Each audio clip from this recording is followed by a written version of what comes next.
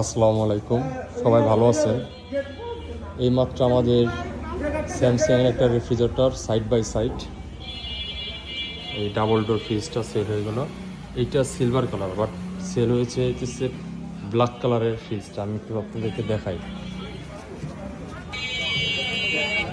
এই যে প্রোডাক্টটা রেডি করা হইতেছে, কাস্টমারের বাসায় ডেলিভারি দেবে কিছুক্ষণের মধ্যেই। স্যামসাং সাইড বাই সাইড, এটার এমআরপি আছে 1,99,900 টাকা। আমাদের ইলিয়াস ভাই প্রস্তুতি করতেছে ডেলিভারির জন্য।